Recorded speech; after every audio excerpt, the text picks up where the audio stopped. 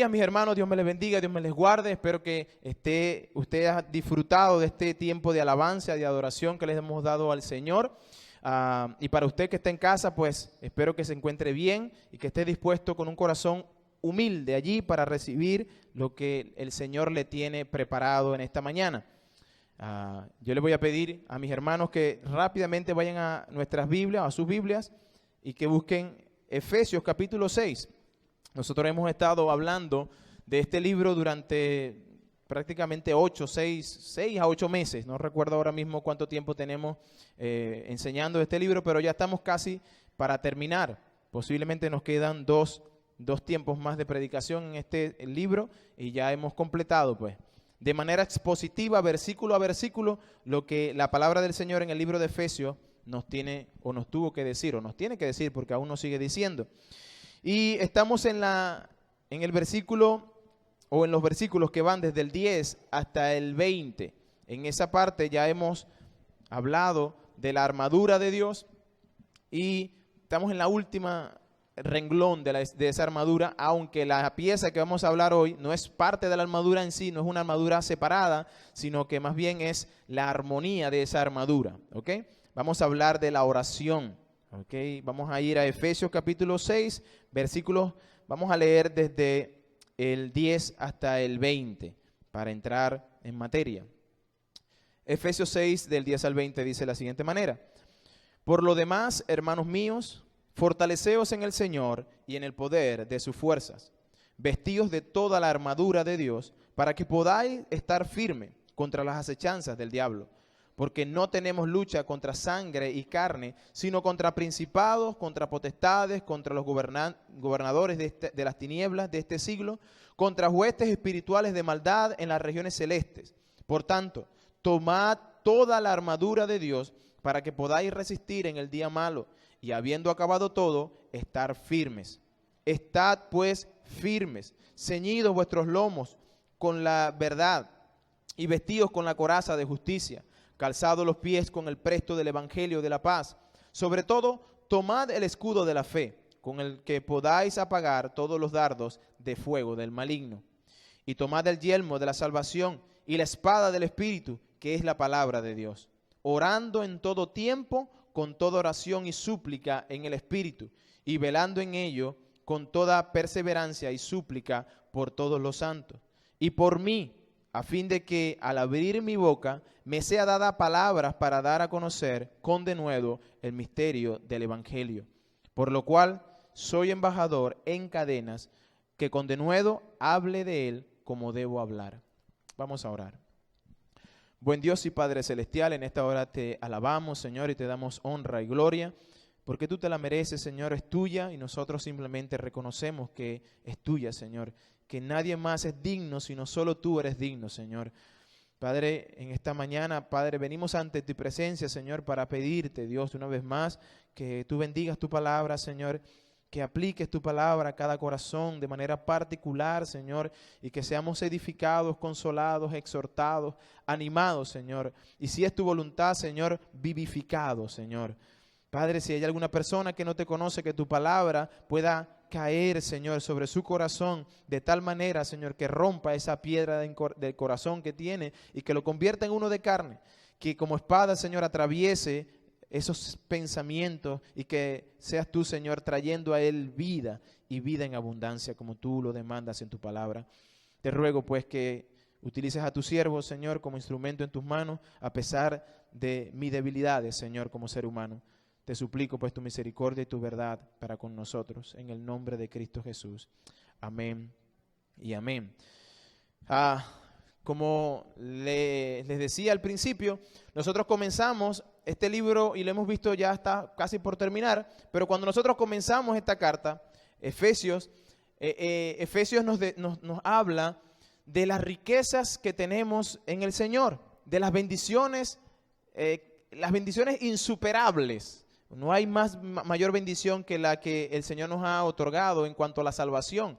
Y Efesios nos habla de esa bendición, cómo hemos sido bendecidos con toda bendición espiritual, dice, en los lugares celestiales, en Cristo. Y hemos visto que nosotros como cristianos estamos completos. Así lo dice Colosenses. Colosenses 2:10 dice que nosotros estamos completos en Él. No necesitamos nada más. El Salmo 23, que lo sabemos de memoria, siempre decimos, Jehová mi pastor, nada me faltará. Bueno, si realmente Jehová es tu pastor, puedes estar seguro que nada te falta. Aunque usted vea muchas carencias.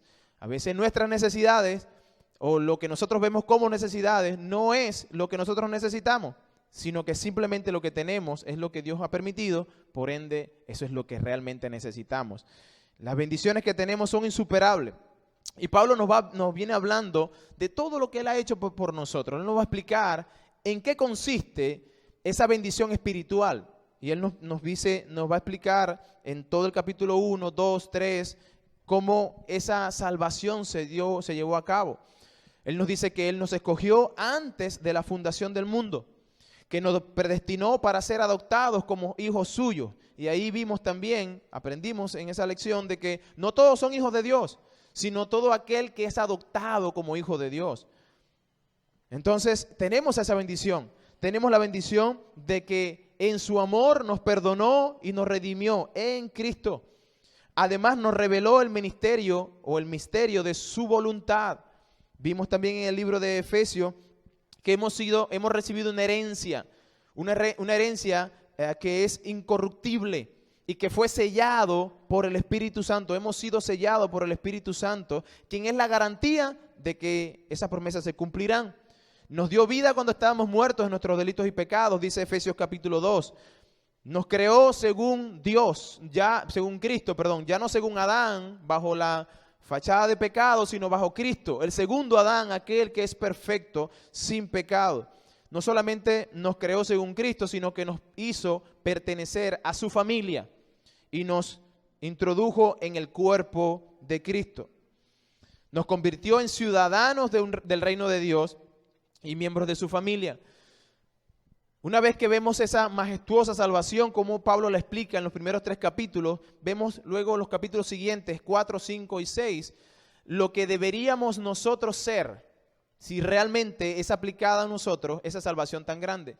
Si tú y yo hemos sido bendecidos por Dios, por medio de esa salvación, entonces tú debes comportarte, tú debes vivir como es digno de lo que eres, es decir, un hijo de Dios. Por eso Él nos manda ahora, en virtud de lo que Él ya hizo, a vivir en unidad, a tener una actitud mansa, perdonando unos a otros. Y eso hablábamos de la convivencia entre el pueblo de Dios. Hablábamos de que ahora, como soy ciudadano del reino de los cielos, ahora tengo una familia nueva. Tengo hermanos y yo debo mantener pues una relación con mis hermanos de cordialidad, de unidad. Esa unidad que Cristo conquistó, yo debo procurar que se mantenga como Él la dejó, santa. Nos dice que además de eso, nos dio dones, talentos y habilidades para la edificación del cuerpo o de su cuerpo. Y ahí aprendimos que cada uno de nosotros tenemos un don, una habilidad específica para el cuerpo en el cual usted está asistiendo, o más bien en el cuerpo en el cual usted está insertado. Nosotros entendemos que hay una iglesia universal, una iglesia que se levantará cuando Cristo venga y suene la trompeta. Nosotros nos levantaremos con Él y ahí estará la iglesia de Cristo. Sin embargo, también entendemos que hay una iglesia local, la cual se constituye en un cuerpo en sí mismo. Y aquel que no es miembro de una iglesia local, ¿cómo puede ser miembro de una iglesia universal? El Señor nos ha injertado pues en un cuerpo. Y en este caso nos dio dones, y esos dones son específicos para que se ministre dentro del cuerpo del Señor. Pero aparte de que nos dio dones a cada uno de nosotros, dio dones a la iglesia en general. Nos dio apóstoles, profetas, pastores, maestros, evangelistas. Y nosotros ya hemos discutido o hemos visto lo que la Biblia enseña con respecto a los primeros dones. El apostolado y el del profeta. Eran dones que dio a la iglesia para el fundamento donde se iba a construir pues ese templo, ese edificio que se llama iglesia. Los apóstoles nos enseñan el fundamento. Sobre ese fundamento de los apóstoles nosotros debemos edificar. Y en este caso nosotros entendemos que hay 12 apóstoles que pusieron el fundamento. Y esos 12 apóstoles están claramente establecidos con nombre y podríamos decir apellido o localidad en la Biblia.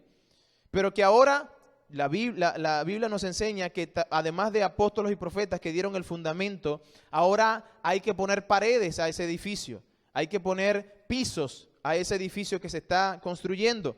Y en ese caso están los pastores, maestros y evangelistas, los cuales el Señor ha puesto en la iglesia como dones particulares para la enseñanza y edificación de su cuerpo. Luego nos anima, el libro de Efesios nos anima a ser controlados o dejarse de llevar por el Espíritu Santo. Dice Efesios 5:18 que debemos ser llenos del Espíritu. Y eso hablamos que significa el control del Espíritu Santo. Es decir, que el Espíritu Santo nos controla en todo lo que nosotros podamos hacer y decir. ¿Por qué es necesario que el Espíritu nos controle? Porque para poder vivir como es digno de ser de nuestro llamado, es decir, de ser hijos de Dios, necesitamos ser controlados por el Espíritu Santo. Es imposible que usted pueda vivir en este mundo que está tan contaminado, corrompido por el pecado, bajo su propia fuerza. No, necesita la ayuda del Espíritu y por eso necesita ser controlado por el Espíritu. Y ya hablamos de eso. Si usted no ha visto, no tuvo el tiempo de poder estar en la predicación, usted puede ir a nuestra página en YouTube, IBC Vida Nueva, y ahí estarán pues toda esta serie de predicaciones, donde podrá ver ya más detalladamente todo lo que estoy diciendo. Pero como modo de repaso estoy diciendo todo esto. No solamente nos dice que debemos ser llenos del Espíritu para vivir en este mundo de una manera de ser hijos de Dios, pero nos introdujo también la familia. Es imposible vivir como el hombre que Dios quiere que seamos en familia, como el cabeza del hogar, si el Espíritu Santo no me controla. Es imposible que usted, dama, cumpla su rol en la familia si el Espíritu Santo no le controla. Es imposible, usted dijo, vivir como un hijo dentro de la familia si realmente el Espíritu Santo no le controla. De tal manera que eso es una bisagra, ese versículo es una bisagra para introducir el tema de la convivencia interpersonal, familiar, pero también con los de afuera. Nos habla inclusive del tiempo del trabajo, cómo yo debo comportarme si soy empleador, con mi empleado, con mis empleados, o cómo yo debo comportarme como empleado si soy pues trabajador de alguna empresa, de algún lugar. La Biblia, este libro, que también algunos la conocen como la reina de las cartas, nos enseñó no solamente en lo teológico, qué significa la salvación, pero que nos dice cómo se ve la salvación en un hombre que ha sido salvado. ¿Cómo vive este hombre? Vive de acuerdo a lo que él demanda. En este caso nos demanda a vivir como hijos de luz. Nos demanda a vivir como él vivió, imitadores de Cristo, nos dice Efesios, imitadores de Dios. Pero no solamente eso, sino que ahora nos dimos cuenta también que cuando usted entra en las filas de Dios, es decir, cuando usted es adoptado por Dios, usted empieza en el mismo momento que usted está cambiándose de bando, o más bien recibiendo del Señor la salvación, usted y yo nos convertimos en enemigos aférrimos del diablo, que anda como león rugiente y buscando a quien devorar, sobre todo aquellos que somos hijos de Dios. Y entonces nos encontramos de pronto en una guerra espiritual, que no solamente es espiritual en el campo espiritual, pero se manifiesta en lo físico. Y que nosotros podemos ver y hemos visto cómo el Señor no solamente nos provee de una armadura, sino de la fuerza que yo debo tener para sostenerme firme. Y como hemos visto que el mandato del Señor es a resistir. Es diferente esta guerra, no es solamente llegar y decir, no, voy a pelear contra Satanás y lo voy a pisar y todo esto, no, pero el pasaje lo que nos está diciendo es, toma la armadura para resistir en el día malo. Y habiendo acabado todo, permanecer firme. ¿Qué significa eso? Que la armadura se nos fue dada para poder resistir los embates del enemigo. Pero hablamos de un arma en específico que es la espada, que sí tiene doble propósito. Uno era la defensa, que si yo sé manejar muy bien la palabra del Señor con precisión, yo podré atajar o parar aquel ataque que Satanás quiera venir contra ti. Y cuando él lance su espada contra ti, tú podrás poder poner o el escudo de la fe, pero en el caso de tener el escudo ocupado con otra cosa, pues sacar la espada y poder frenar ese ataque del enemigo. Pero también tiene la facultad de poder atacar al enemigo. La Biblia nos dice que las puertas del Hades no prevalecerán contra la iglesia. Y hermanos, esto significa que cada vez que usted predica la palabra de Dios, el evangelio puro, cuando usted le predica eso allá afuera, a la gente que está del otro lado de las tinieblas, en esa puerta cerrada, pues esa puerta se viene abajo. Cuando la Biblia es predicada de acuerdo a lo que el Señor quiso decir y ese evangelio es puro, no hay corazón que se resista. Es decir, que esa espada penetra y esas puertas no quedan ahí firmes, no prevalecen, sino que serán derrumbadas contra la iglesia cuando se enfrenta al enemigo. Ahora, esa armadura nosotros la tenemos para resistir. Santiago nos dio la clave, ¿verdad? Resistid pues, someteos a Dios, resistid al diablo y él huirá de nosotros. Así que esa es lo que usted y yo debemos hacer. Y todo eso lo vimos en el libro de Efesios. Ahora, hermanos, nosotros al final de cuentas, nosotros podemos ver todo el libro y pensar, comenzamos el libro diciéndonos, el Señor diciéndonos, usted está bendecido con toda bendición. No hay bendición que usted no tenga. Usted es la envidia de este mundo. El mundo lo puede ver a usted y decir, pues qué envidia. ¿Por qué? Porque yo tengo todas las bendiciones de Dios, eso es lo que dice su palabra. Comenzando porque usted puede llamar a Dios Padre. Imagínese eso. Que usted tiene toda la confianza de entrar al trono de la gracia y llamarlo Padre. Y nuestro Padre Celestial, además de que es Padre, es bueno. Y nosotros podemos ir constantemente y recibir de Él bondad. Bondad. Y nosotros pudiéramos quedarnos allí y decir, pues ya no necesito nada, tengo todas las cosas, incluso el enemigo quiere tentarme, tengo la armadura, y yo pudiera relajarme un poco. Pero hermanos, yo vengo a decirles que no. Que a veces teniendo todas estas cosas, inclusive nosotros se nos ordena hacer una cosa más, seguir peleando. Pero ya tengo todas las bendiciones, ya tengo la promesa de que voy a permanecer firme porque tengo toda la armadura de Dios, porque el enemigo no podrá vencerme, porque tengo una esperanza que va más allá de lo que pueda hacerme el hombre o que va más allá de este mundo. Hermano, yo estoy completo. Sí, pero a veces, hermanos, cuando nosotros nos quedamos allí y nos empezamos a relajar, el enemigo nos puede tentar con eso y decir, ¿sabe qué? Ya, quédate ahí, ya conseguiste todo, no sigas peleando. ¿Para qué más? Y empezamos en un sedentarismo y se nos olvida que estamos en una guerra y que esta guerra está activa, que no falla o que no descansa, que el día malo son todos los días después de que Cristo murió y que eso incluye el día de hoy. Todos los días son malos. Cristo dijo en Mateo, cada día trae su propio afán. Es decir, ya el Señor decía, ¿sabe qué? Va a haber afán mañana. Así que contrólate. Cada día trae su propio mal. Todos los días tendrán algo malo. De tal manera que ya nosotros debemos conocer, teniendo todo esto, el enemigo nos puede tentar. ¿Y cómo nos puede tentar el enemigo? Bueno, diciéndonos, su guerra terminó. Ya, pues me venciste. Haciéndonos inútiles frente al enemigo. Haciendo que nos relajemos tanto en un árbol, debajo de un árbol, que mientras que otros hermanos están peleando, nosotros nos quedemos en la sombrita porque ya tenemos victoria.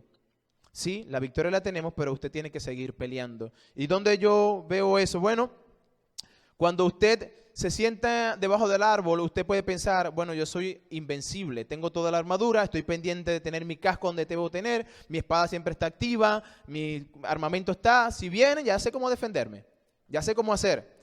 Pero, hermanos, realmente Pablo nos recuerda que debemos hacer algo más. Y esto que debemos hacer nos va a llevar toda nuestra vida y es orar. Nos manda a orar.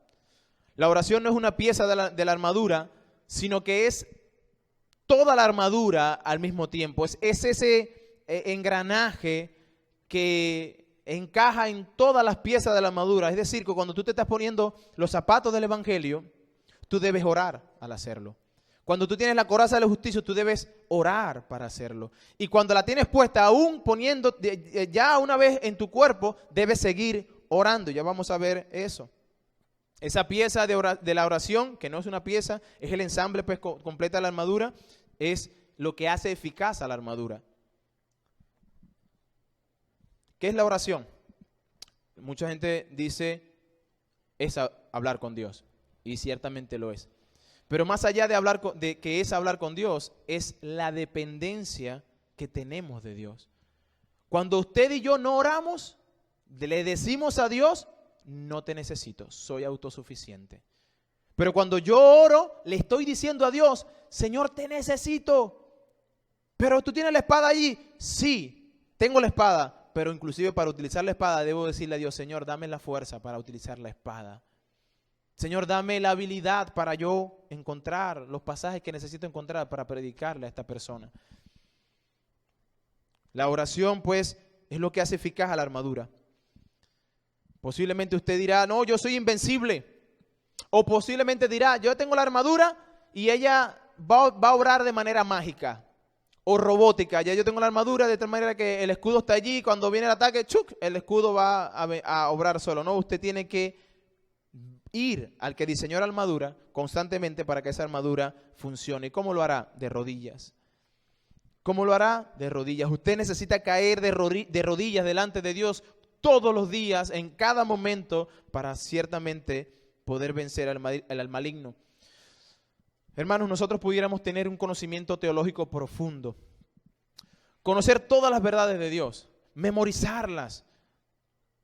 Hermanos, pero aún así, eso no nos garantiza que tendremos victoria en la batalla. Necesitamos una relación íntima y personal con el Dios que me da la victoria. Y esa relación se cultiva a través de la oración.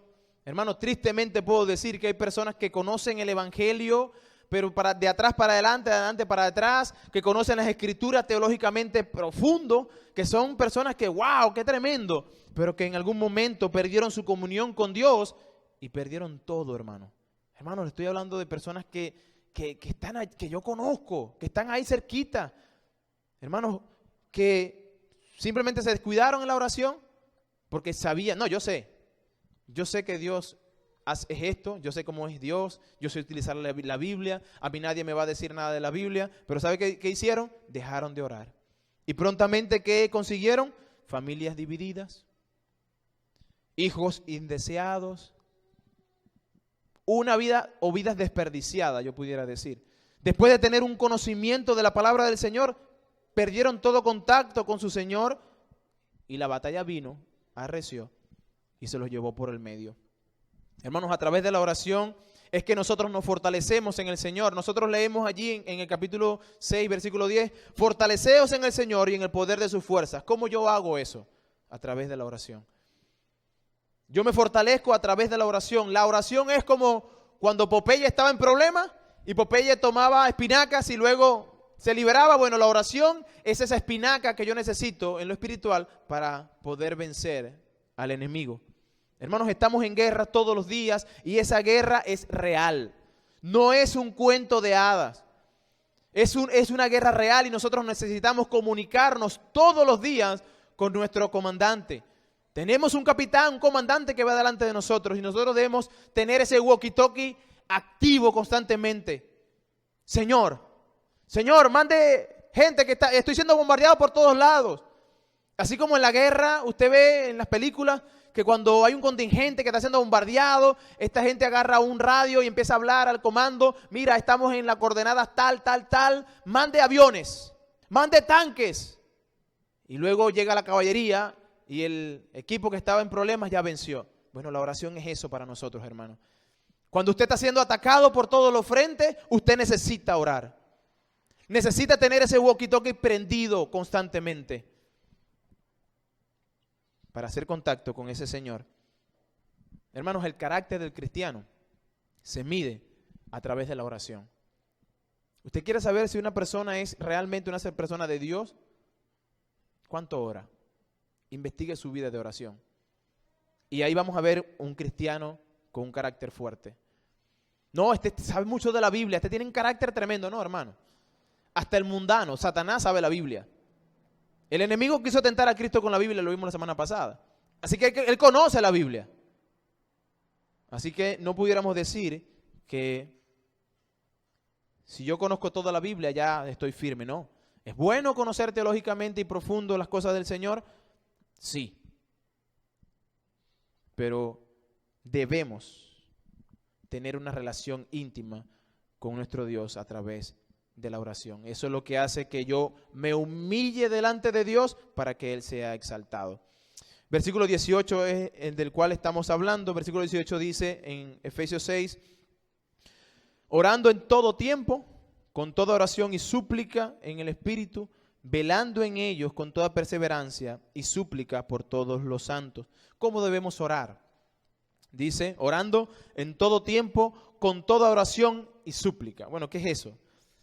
Pablo está hablando generalizando la oración y dice, todo lo que usted debe orar por todo, en otras palabras, por todas peticiones generales que usted tenga, peticiones específicas que usted tenga, usted debe orar. Usted debe tener constantemente esa palabra allí, debo orar. La palabra oración en este pasaje lo que incluye es, cuando dice que debemos orando en todo tiempo, con toda oración, esa palabra oración es general. E incluye acciones de gracia, confesión de pecados, adoración, es el hablar con Dios. Debemos recordar quién es Él cuando estamos orando a Dios. Debemos recordar quién es Él. Él es el creador de todas las cosas y debemos considerar, ese es el Dios que yo tengo como Padre, y así que yo debo ir a Él con mucha humildad, porque cuando yo recuerdo quién es Dios, me veo a mí mismo insignificante, porque eso somos. Delante de Dios no somos nada, pero por su grande amor y misericordia pues nos hizo sus hijos, y ahí está la grandeza de su amor. No es que usted va a llegar como llega a la bodega, Señor, me da 1 kilo de harina, me da 1 kilo de pan, porque a veces hacemos eso, ¿verdad? A veces llegamos a la presencia de Dios simplemente como que estuviera en la bodega, en el supermercado. Dame esto, quiero esto, quiero esto, quiero esto, quiero esto, quiero esto. Realmente no, debemos recordar quién es Él y quiénes somos nosotros. Que Él es santo, santo, santo, y yo soy pecador. Que yo soy pecador. Que Él es todo majestuoso y tú y yo nada. Que al llegar a nuestro Dios debemos recordar que Él es nuestro Padre y que debemos ir con confianza, pero que al mismo tiempo Él es todopoderoso y que Él es digno de respeto y honra. Así que en esa palabra nosotros entendemos que la oración, en términos generales, yo debo ir con una actitud hacia Dios, recordando quién es Él y quién soy yo, cuál es la posición de Dios y cuál es mi posición. Pero al mismo tiempo es una oración general, pero él introduce otra palabra y es súplica, con toda oración y súplica. Bueno, esta palabra de súplica ya sí se refiere a peticiones específicas. Tienes una necesidad y tú vas y se la cuentas a Dios. ¿Sabe, hermano? Usted no debería orar de esta manera. Dios bendice a todo el mundo. Esa es una oración que es tan general, que no hay manera que Dios pueda responder eso. No hay manera. Dios nos habla de oraciones específicas. En este punto, las oraciones específicas van a nuestras necesidades, peticiones que usted tenga, situaciones en la vida que usted le esté aconteciendo. ¿Sabe? Nuestra vida no es estática, sino que es dinámica, cambia. Y hoy en día estoy bien y en media hora después estoy en una situación tan tremenda que necesito ir a Dios. Y hace un momento oré, dándole gracias a Dios por el bienestar, pero media hora después estoy orando otra vez para que me libre de lo que me está aconteciendo en este momento. De manera que nuestra oración no es una repetición, no es un rezo, no es llegar a repetir todo lo que Padre nuestro que estás en el cielo. No es una repetición, más bien es una comunión con Dios, donde tú le cuentas a Dios lo que tú estás atravesando y cómo Él puede ayudarte. Ahora, ¿cómo debemos orar? El pasaje dice en el Espíritu. En el Espíritu. Antes dice con toda oración, dice orando en todo tiempo, con toda oración y súplica en el Espíritu. Ahora, ¿qué significa con toda oración? Es decir, oraciones, como le dije hace un momento, según nuestra necesidad. Muchas personas han dicho, no, pero ¿hay una manera de orar? ¿Hay un lugar para orar en específico? Bueno, cuando hablamos aquí con toda clase de oración, esa toda clase habla no solamente de peticiones y oraciones generales, pero también habla de lugar. En todo lugar usted puede orar. Hay momentos para orar en secreto, en su aposento. Usted puede orar en secreto. Hay momentos para orar en público. Hay momentos para orar en la iglesia de una manera que ya sea formal. Es decir, hermano, pase a orar por tal petición. Pero hay momentos donde tú estás en la calle y estás orando. En la cocina yo puedo orar. Al acostarme yo puedo orar. Al levantarme puedo orar. En el trabajo yo puedo orar. Hermanos, a veces nosotros nos limitamos, pero las oraciones, cuando la Biblia habla que debemos orar con toda oración, las oraciones a veces no tienen que llevar, cierre los ojos. Yo puedo orar con los ojos abiertos también. Yo puedo orar acostado, arrodillado, de pie. Yo puedo orar en cualquier circunstancia. Yo puedo orar. No nos limitemos. No, es que no puedo orar porque estoy aquí. ¿Saben? Nehemías estaba frente a la presencia del rey y el rey le dijo, ¿qué quieres? Y Nehemías hizo una oración rápida. Señor, ayúdame. Necesito esto, esto y esto. ¿Y qué hizo Dios? Le concedió lo que Nehemías pidió. Solamente él oró inmediatamente. Él no dijo, bueno, Nehemías, rey, espérate un momentico, déjame ir a orar en lo secreto y luego vengo a pedirte. No, el rey estaba allí delante de él, le dijo, ¿qué quieres? ¿Y qué hizo Nehemías? Él empezó a pedir, no, oró, dice la Biblia. Señor, ayúdame. Y empezó, eso es una oración. A veces las oraciones no tienen que llevar un palabrerío. No tienen que llevar, voy a transformar esta oración. A veces no. A veces simplemente la oración es el producto del corazón afligido. Es el producto de un corazón alegre. Cuando usted es promovido en su trabajo, cuando usted ve a su hijo que alcanzó un logro, cuando usted ve que la familia va avanzando, usted dice, gracias Señor. Esa es una oración. Cuando usted dice, gloria a ti Señor, esa es una oración. ¿Con cuánta frecuencia? Debo orar en todo tiempo. Orando en todo tiempo. Dice el pasaje. Es decir, en otras versiones, o más bien en el original dice, en toda oportunidad. Cuando se presente la oportunidad, ahí hazlo. El enemigo que tenemos, hermano, no descansa. Y en algún momento él está como que pendiente de otra persona, pero en otro momento está pendiente de ti. Recuerden, él no es omnipresente, él no está en el mismo lugar al mismo tiempo. Él puede estar aquí, y si está aquí, no está en la iglesia, por decir una de las iglesias de la coalición. Él no está, porque él no es omnipresente. Si él está aquí, él no está en Margarita al mismo tiempo. De tal manera que él a veces como que deja tiempos de paz. No, realmente envía a sus secuaces para que sigan fastidiándonos la vida. De manera que usted debe hacer algo y es orar, orar, orar. Orar como Cornelio. Cuando usted lee el pasaje en Hechos capítulo 10, Cornelio era un hombre piadoso, temeroso de Dios, y la Biblia dice en el versículo 2 del capítulo 10 que oraba siempre. ¿Cuánto debemos orar? Siempre. Siempre debemos orar. Cristo enseñó una parábola a los discípulos para ilustrarles cómo debían hacerlo y con cuánta intensidad. Cristo le da en Lucas capítulo 18, les habla a los discípulos de la necesidad de orar y nunca desmayar. Cuando le está hablando de la parábola del juez injusto y de esta mujer viuda. El juez injusto no temía a Dios ni a los hombres. Y de pronto estaba esta mujer, hazme justicia, hazme justicia, hazme justicia. Y esta parábola la dice el Señor específicamente para decirle al pueblo de Israel, para decirle a sus apóstoles, ¿saben? No se paren en la oración. Pidan. Si no reciben al instante, no importa, sigan pidiendo. Versículo 7 de ese pasaje de Lucas 18 dice, ¿acaso Dios no hará justicia a sus escogidos? Al final nosotros vemos en la mujer que ella recibió justicia. Ella recibió justicia aunque este hombre no temía a Dios ni temía a los hombres. Pero recibió justicia por la insistencia que tenía. Bueno, Dios nos manda a insistir a través de la oración. Él nos dice, ustedes van a recibir porque son mis escogidos. Si ustedes claman a mí, yo les responderé, dice ese pasaje.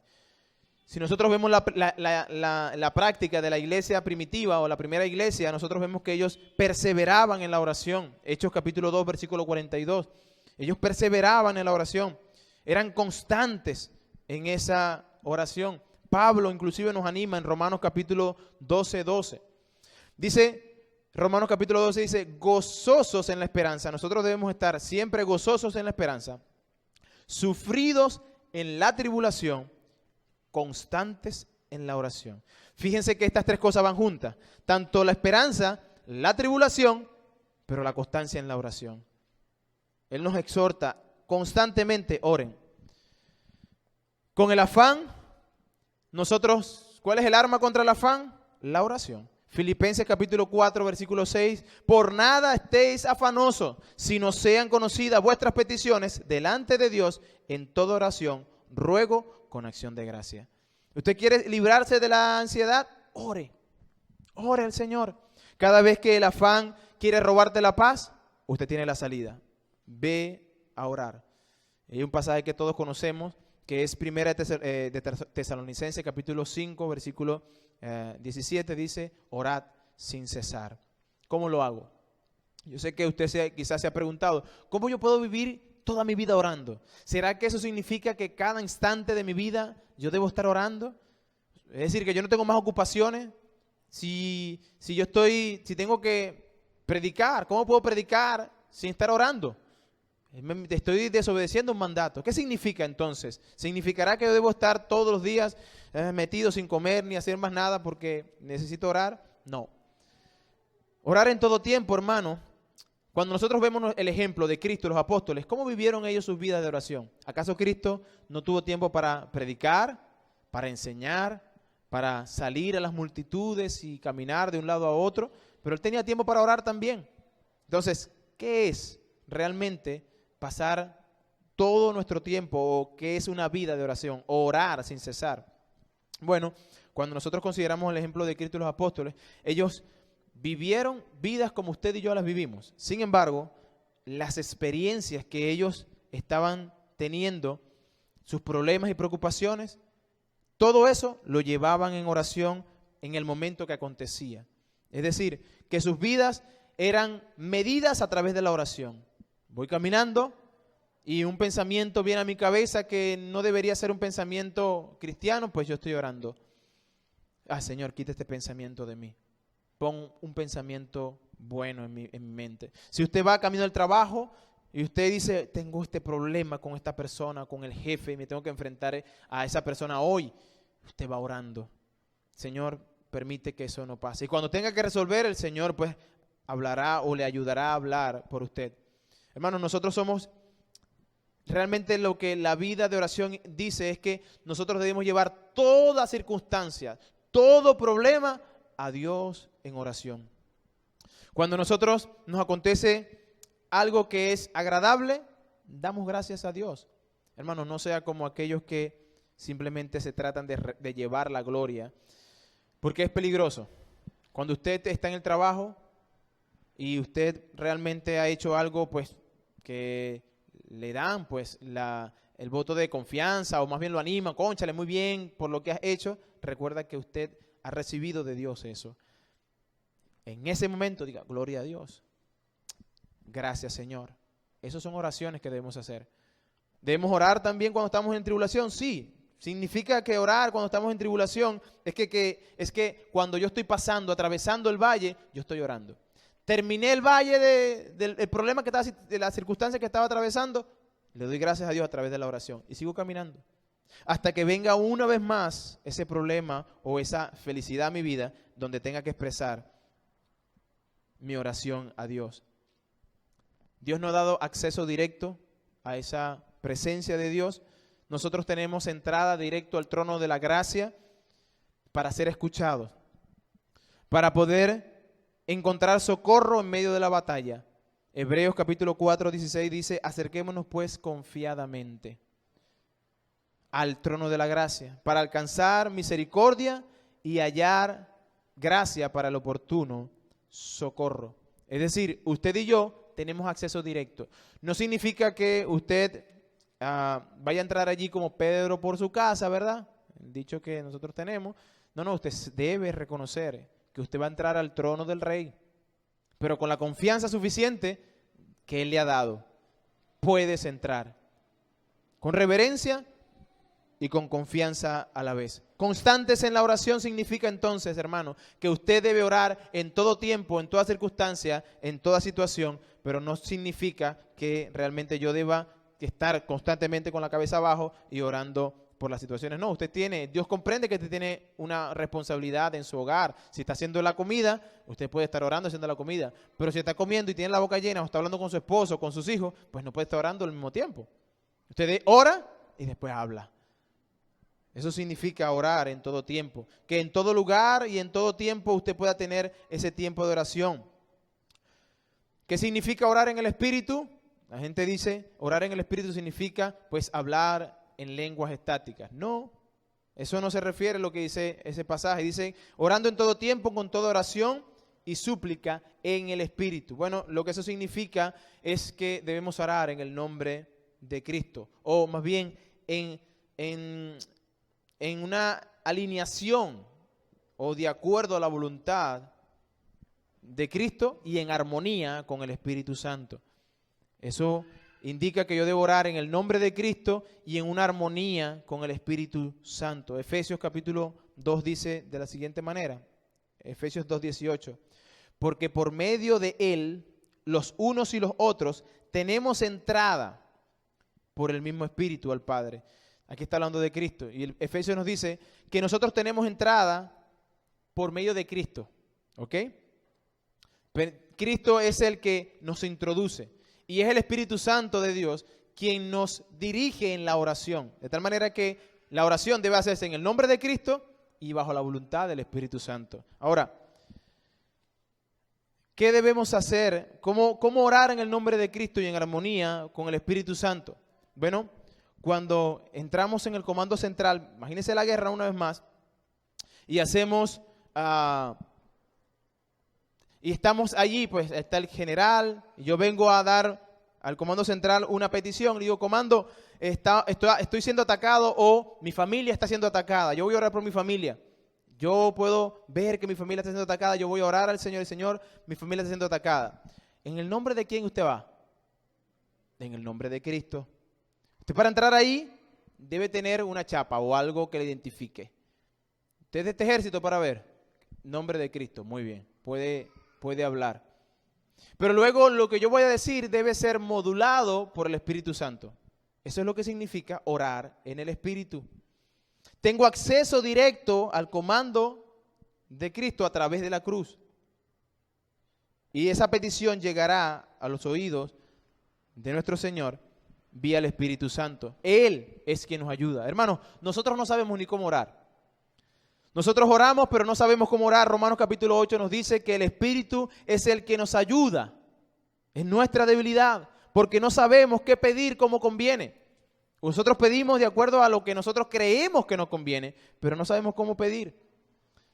Pero entonces el Espíritu entra y intercede por nosotros, dice con gemidos indecibles. Y ahí usted dice, ¿ve? Gemidos indecibles, ahí está la lengua. No, gemidos indecibles significa que usted y yo no podemos escucharlos. Es algo que usted y yo no podemos escuchar. Usted está orando y el Espíritu lleva esa oración con un hablar que usted no lo escucha. No es hablar en un idioma o una lengua estática. No, es hablar, es que el Espíritu lleva o traduce nuestra oración ante el trono de la gracia. Saben, en la Biblia hay hombres de oración y guerreros. Pero saben, estos hombres tampoco sabían cómo orar. Si usted piensa en Pablo, un hombre guerrero, pero Pablo tampoco sabía cómo orar en circunstancias. Pablo, usted recuerda que él, cuando va a pedir en una oportunidad, él estaba buscando su conveniencia y él no sabía pedir como conviene. Entonces él pide que él tiene un aguijón y le dice al Señor, Señor, quita este aguijón de mí. Y el Señor le dice, no te conviene más bien tener ese aguijón, porque es allí que mi poder se perfecciona en ti. Si te quitas ese aguijón, entonces tú creerás que eres tú quien hace la obra. Pero ese aguijón es necesario en tu vida para que yo sea el Todopoderoso. Entonces él no sabía cómo orar, nosotros no sabemos cómo orar. Hermanos, ¿quién es el que conoce la mente de Dios sino el Espíritu?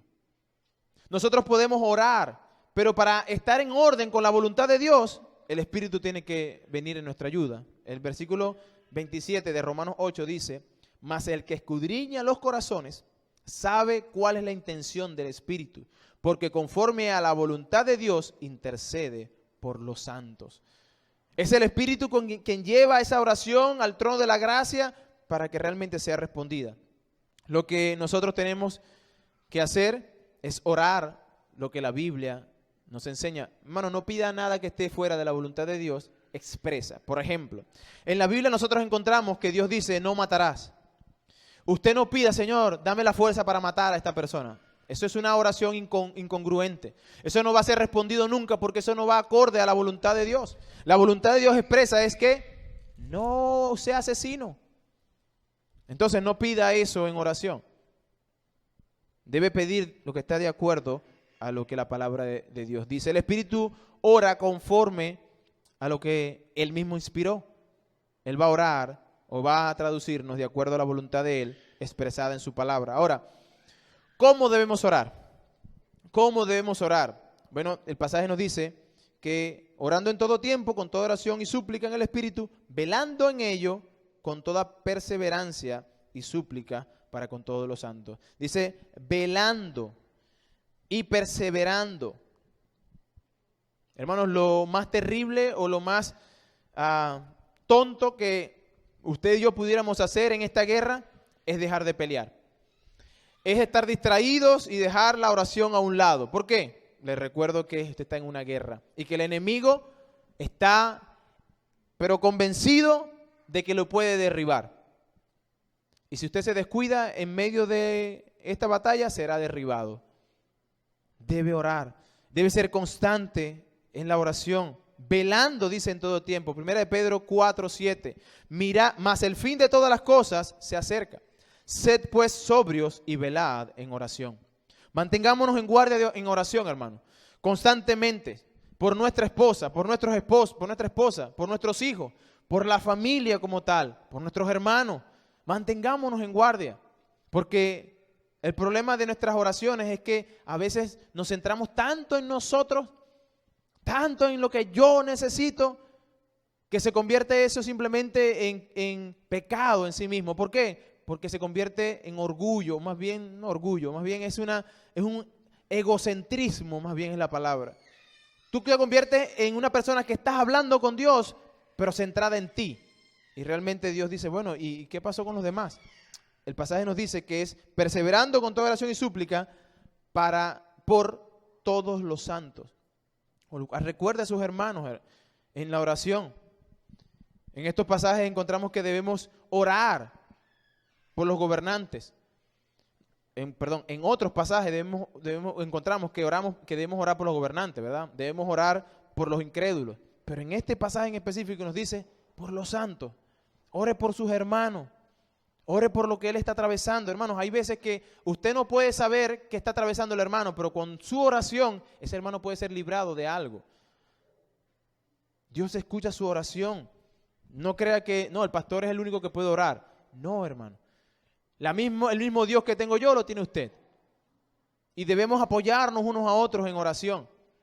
Y en este específico nos manda a orar por esos hermanos que están alrededor del mundo, incluso que están atravesando dificultades, que están en la misma guerra que usted y yo. Hermano, cuando se da la voz de guerra en una nación, no son los gobernantes que van a pelear nada más. Todos estamos incluidos, aunque usted no estuvo de acuerdo con ese orden de batalla. Usted dice: pero yo nunca firmé nada para ir a la guerra, pero usted es ciudadano de esta tierra, y si un misil o una bomba cae, no solamente va a afectar a un grupo, va a afectarlos a todos. De tal manera que nuestra guerra es una guerra que estamos librando no solamente el grupo, este cuerpo aquí, sino que hay otros cuerpos que están librando esta batalla y que nosotros debemos orar por ello. La mejor ayuda que usted puede darle a otro creyente es orar por él. Es la forma de cómo el cuerpo de Cristo se ayuda a través de la oración. Cuando un miembro es herido o está débil, los otros miembros llegan y sostienen. le levantan de los hombros y llevan a su hermano hacia ese lugar seguro. Eso lo hace a través de la oración. Sí, de manera física también debe hacerlo, pero en particular, y lo que realmente nos manda la Biblia es a orar por ese hermano.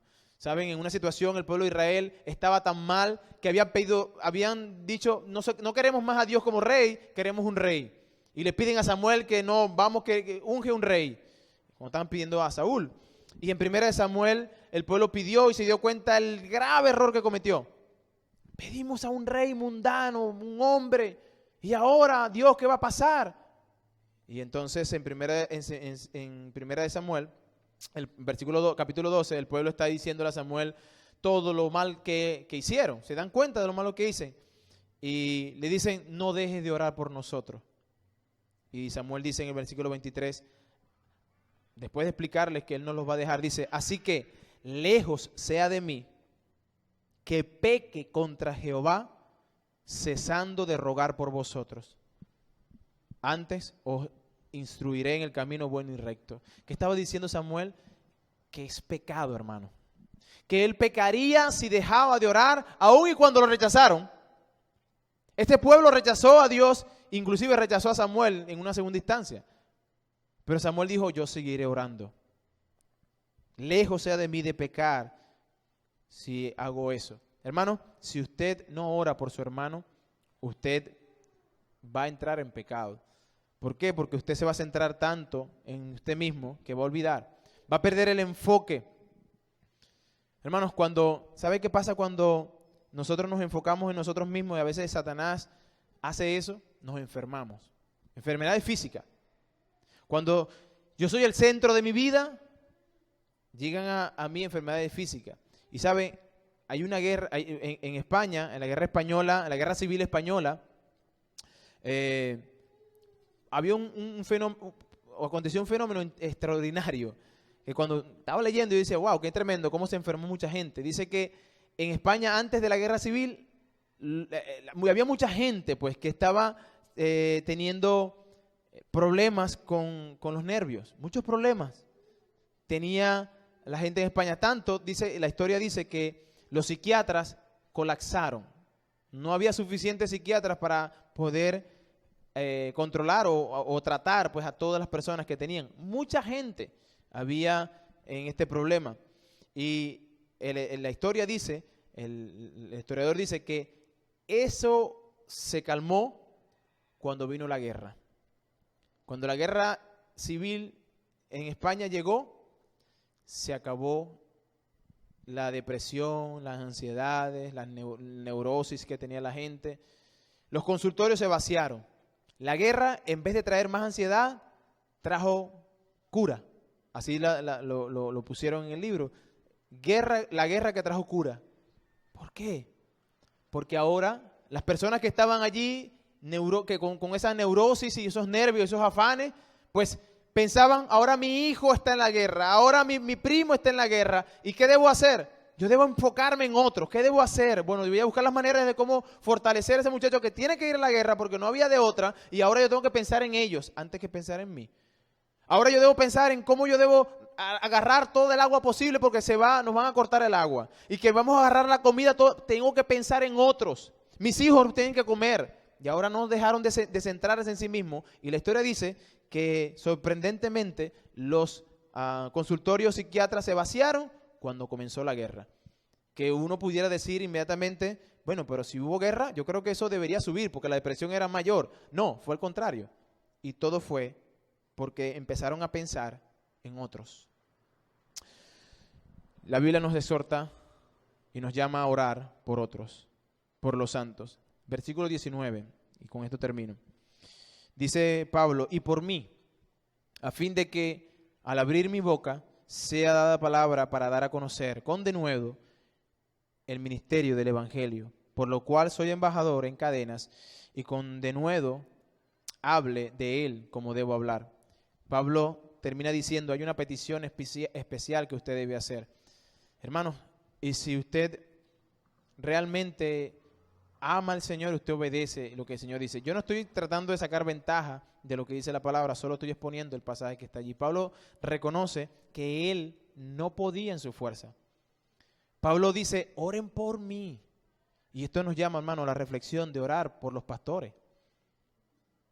Orar por el pastor de la iglesia, por los líderes de la iglesia. Orar por los misioneros. Hermanos, hay misioneros que están dejando sus vidas atrás, perdiendo todo, por ir y predicar el evangelio a otro lugar. Hermanos, piense en ellos. La Biblia nos exhorta, ahí Pablo, inspirado por el Espíritu Santo, le dice, oren por mí. Y fíjense que él no pide oración porque lo liberen de la cárcel que está, porque recuerden que Pablo está aquí preso. No dice, oren para que yo sea liberado. Ore para que yo esté más acomodado en el lugar donde estoy. Ore para que esta gente se le ablande el corazón y me suelte. No, él pide oración, ¿para qué? Para que cuando abra su boca, hable la palabra de Dios. Para que cuando él abra su boca, él pueda hablar los misterios del evangelio. Hermanos, usted debe orar por el pastor, por los pastores, por los líderes, por los misioneros, para que al momento de hablar, realmente Dios pueda hablar a través de ellos. Hermanos, cuando usted no ora por su hermano, cuando usted no ora por los líderes, el pastor, misioneros, evangelistas, etcétera, usted peca. ¿Por qué? Porque no está siendo obediente en un punto específico. El Señor dice, oren por todos los santos. Se centra en usted mismo y pierde la batalla. En esta batalla, los que están al frente de esta guerra son los que llevan los mayor golpe. Y hay golpes que el que está detrás lo recibe de rebote. Un golpecito, porque el golpe lo recibió el del frente y luego el de atrás pues chocó con él. Y a veces el que está atrás se enoja. ¿Cómo es posible que me empujaste? Pero es porque él no está viendo lo que está delante de él. Y posiblemente que los que están al frente están recibiendo palo tras palo, tratando de proteger al que está detrás. Hermanos, debemos orar. Usted no sabe en las luchas que se encuentran los que estamos predicando la palabra. Todos los días es entrar en la palabra y clamar al Señor para que Él nos dé de ella lo que Él quiere que dediquemos al pueblo. Todos los días. Pero aparte de eso tenemos batallas naturales que tenemos como seres humanos. Pero el enemigo sabe que si derriba al que está arriba, todo lo demás se viene abajo. Así que el ataque para los que están arriba, Cristo lo dijo, herirán al pastor y las ovejas se dispersarán. De tal manera que usted tiene una responsabilidad de orar por los que están al frente, los pastores, maestros, los líderes. Pablo pide que cuando él ore, dice, oren por mí para que tenga valentía, dice la palabra denuedo. Eso es valentía. Hermanos, valentía porque pararse aquí al frente, delante de una congregación, con la palabra de Dios delante suyo. A veces la palabra, no a veces, la palabra es una espada y va a llevar lo que va a llevar. Y yo estoy seguro que en algunas veces usted ha sentido algo que quizás he dicho, que está avalado por la palabra. Y hay veces que yo estoy luchando, Señor, pero esto va a caer. ¿Cómo digo esto? ¿Cómo hago para decir esto que no ofenda? Y a veces simplemente tengo que ser valiente y decir, hey, tú vas a predicar lo que la palabra de Dios dice, no lo que tú creas. Tú no eres más bueno que Dios. Si Dios dijo eso, tú vas a decir eso. A veces he tenido esas luchas yo mismo, internamente. ¿Por qué? Porque entiendo que Dios está por delante, pero tengo una lucha. Soy ser humano. Y a veces me encuentro con esos pasajes que tengo que yo mismo predicármelo a mí mismo y me encuentro pues desnudo ante Dios. Y dice, Señor, sí, yo también he caído en esto. Yo también he pecado en esto. Y Pablo dice, oren por mí por valentía, para predicar la palabra como tiene que ser. Y Pablo lo decía en el contexto de la guerra literal, para pararse frente a cualquiera y decir, si Cristo es la resurrección en la vida, piedra con Pablo. Pablo sabía que le iban a caer a piedra, Pablo sabía que le iban a tirar de ese lugar, pero Pablo, ¿sabe qué? Con valentía habló. Pablo sigue pidiendo, inclusive estando en la cárcel, denme valentía, denme oración o pidan a Dios por mí para que yo pueda ser, el versículo 20, un embajador de Dios, que hable con denuedo como debo hablar, con valentía. Hermanos, la vida de oración que usted y yo debemos tener es lo que va a marcar nuestro carácter. Si usted no ora, usted será un cristiano sin carácter, débil, que va a ser llevado aún y cuando conozca todas las doctrinas de arriba abajo y de abajo arriba. Si usted no tiene comunión con Dios, usted será un cristiano débil. Si usted realmente no viene a Dios en oración, usted es una persona arrogante que ciertamente le va a decir a Dios, no te necesito, yo puedo solo. Al contrario, cuando usted viene en oración a Dios, la Biblia nos enseña que usted está dependiendo de ese Dios. Y les digo, hermanos, para concluir, si usted realmente es un hijo de Dios, usted va a querer pasar tiempo con ese Dios. Pero si no, ¿sabe qué? Le va a aburrir. Como el estar enamorado. Uno está enamorado y quiere pasar tiempo con esa persona que está enamorado. No ve el momento para encontrarme con esa persona, para ver a esa persona. Bueno, usted debe estar enamorado del Señor. Y no debe haber lugar ni momento que lo impida para encontrarse con su Señor. Y el Señor le dice, aquí estoy yo siempre. Así que debemos orar. Y usted que está aquí, que dice, bueno, yo no soy cristiano, yo no tengo nada que ver con esto. Bueno, usted tiene mucho que ver, porque lo que usted tiene que ver es que usted está del otro lado del bando y que de este lado está un grupo que se está preparando con una armadura, que tiene realmente la espada desenvainada y que está pronto a luchar. Y que va a luchar contra aquel que es contrario a Dios. Es decir, si usted no tiene a Cristo en su corazón, usted está peleando en el bando contrario, en el bando que ya perdió. Y que no solamente ya perdió, sino que su fin es un fin amargo. Yo le digo, si usted realmente quiere pertenecer al bando que va a vencer, venga a Cristo. No se quede realmente con escuchar simplemente, ay, qué bonito suena, pero tiene que venir a Cristo. Si no viene a Cristo, usted seguirá peleando en el bando contrario, será vencido, derrotado, y la Biblia enseña que en el tiempo futuro Él les dirá, apartaos de mí, hacedores de maldad. Apartaos de mí. Esto es real. Esto no es un juego. Y para algunos, esta realidad es tan próxima como no tiene idea que es tan próxima. La vida es algo fugaz que llega por un momento y luego se va, dice la Biblia, que es como neblina. De manera que usted necesita venir a Cristo con urgencia. Mi hermano querido, debemos ver la armadura no como algo simbólico, sino algo práctico. Porque la guerra es real, no es un juego, no es un juego. Tiene repercusiones y repercusiones eternas.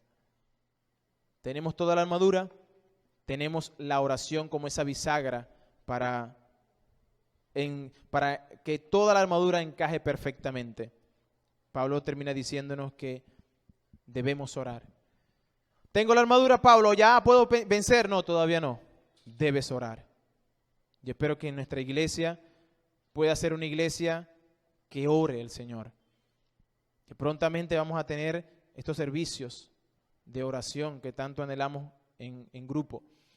Que realmente entendamos que el pulso de la iglesia, las pulsaciones de la iglesia se miden en la oración. Quiere poner el tensiómetro a la iglesia y usted va a medirlo y en vez de hacer pulsaciones, pum, pum, pum, pum. Bueno, esas pum, pum van a hacer es oración, oración. Es una iglesia que ora, es una iglesia viva. Una iglesia que no ora o que ora muy poco, es una iglesia que tiene un problema en el corazón. Necesitan ponerle un marcapaso para que el ritmo agarre allí. Bueno, la iglesia del Cristo no está enferma, no necesita ningún marcapaso. La iglesia de Cristo ora. Si usted es de Cristo, pues usted orará también.